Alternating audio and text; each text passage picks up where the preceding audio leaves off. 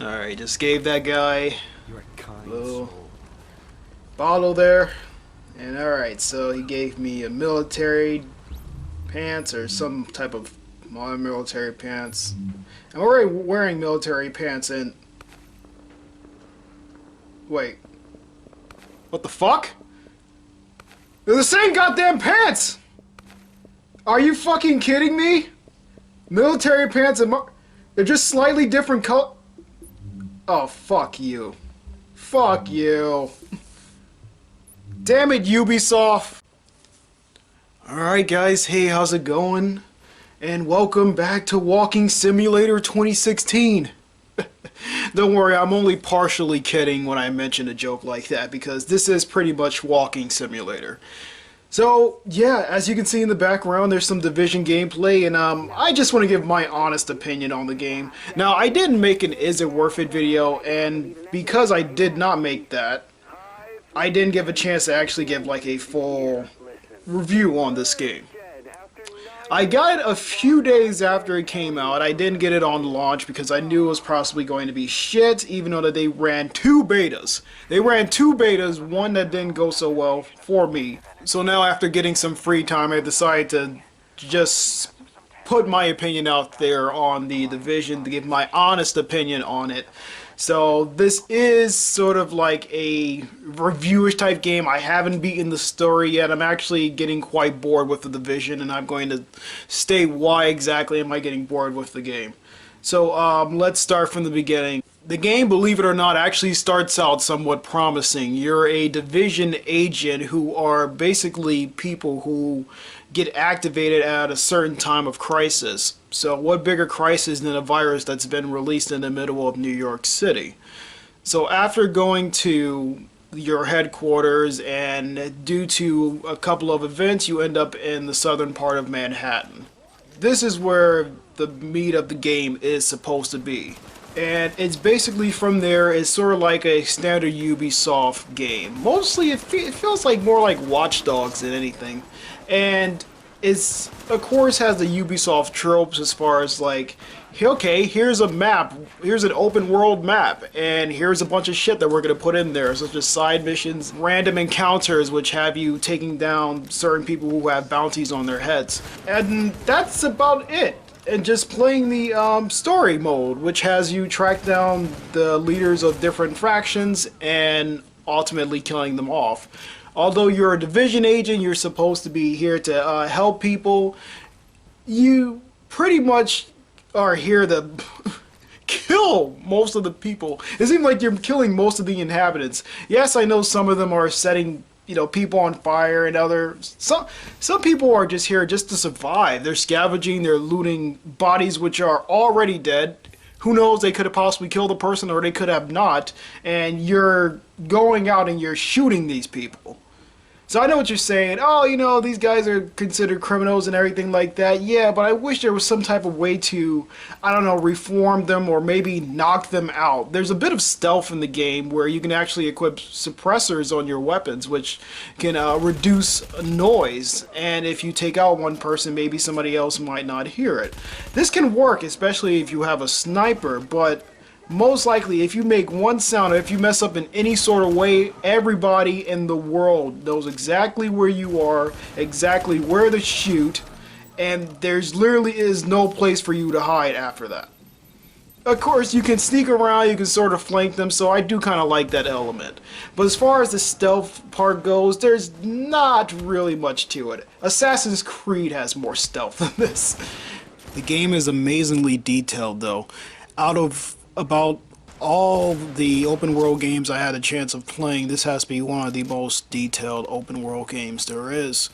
It does feel like this post-pandemic New York City, as it's littered with trash and empty cars. People have abandoned their apartments, which you can go and search. It really is amazing.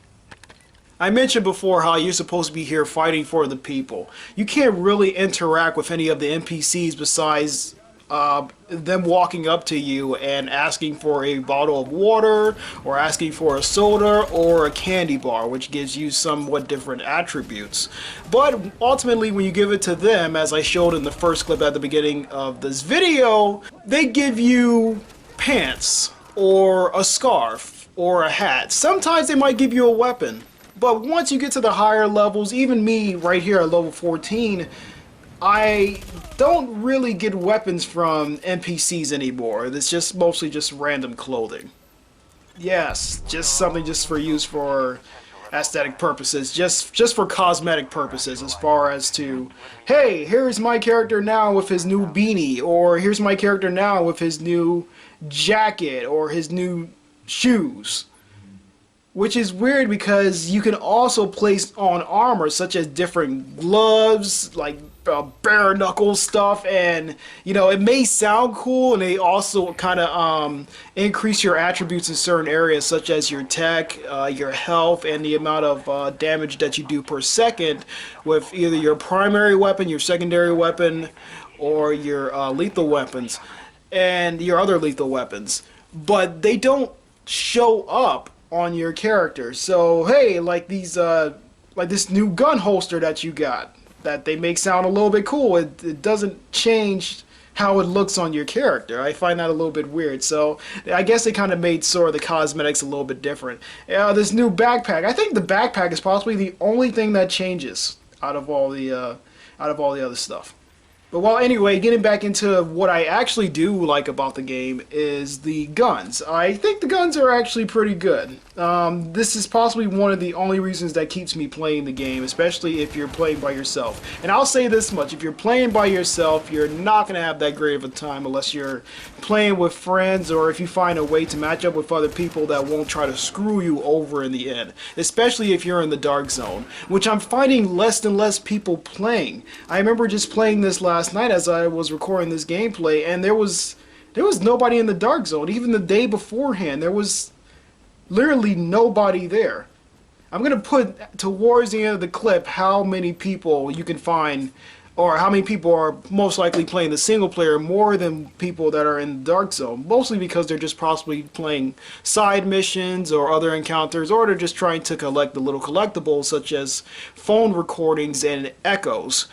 Now, these phone recordings and echoes in the games, echoes being a digital recreation of what happened before your character got there, you know, when all the good shit was actually going down. I would have loved to see the city, like, I guess in complete chaos while this virus thing is first starting out. But you know, that's just my dream on how the game should have began before we actually got to the aftermath point of it. It would be nice to start way back then, like before the outbreak, and then, you know, once again getting into it. And you don't even have to be playing the same character, you could be playing a different character.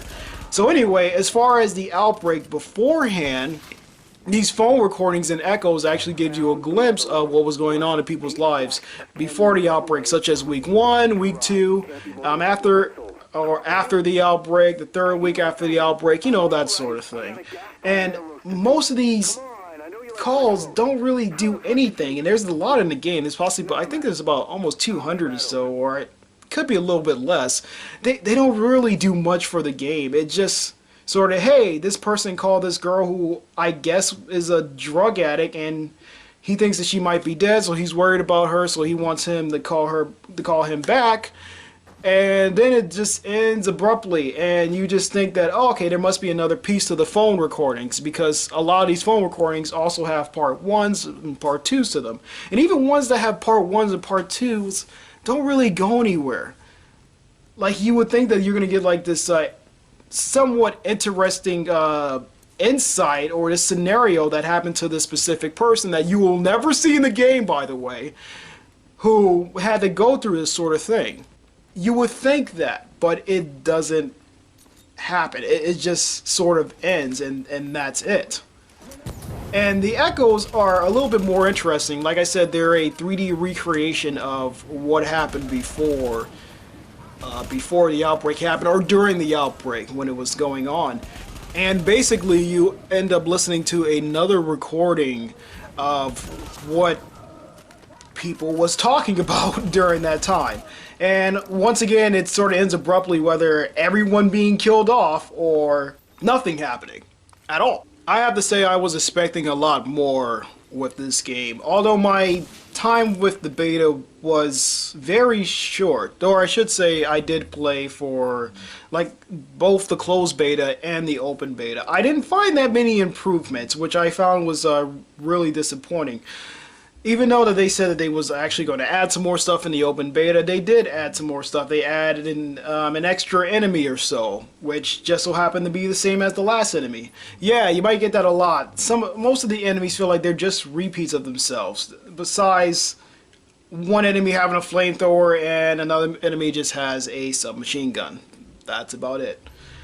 There's not much variety going on in terms of who you're fighting. Sure, there may be a guy with a shotgun there or so, but not really much else. People have said that they had a problem with the currency and the loot system. Me, not much of a problem. I mean, not much of the same thing that you would possibly get from a game, let's say, sort of Destiny. Which I'm trying to not compare this game to, even though that it seems to be impossible nowadays to actually compare another game to another game, considering that they might take ideas from that game. Or just the simple fact that, they're both MMOs, RPG style type games, so, let's compare the two.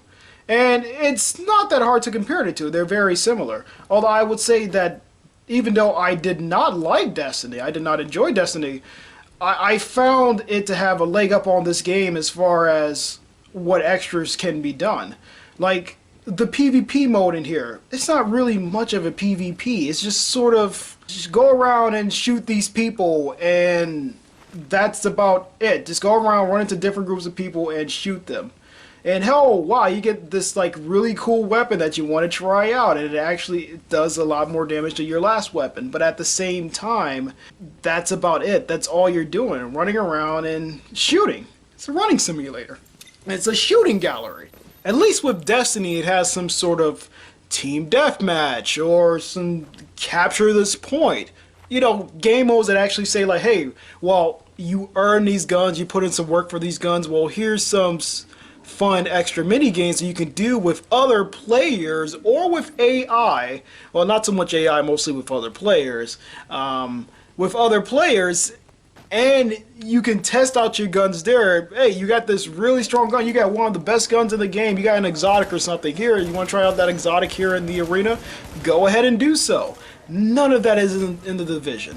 And that's where one of the biggest problems come in at. I would have loved something a little bit extra like that.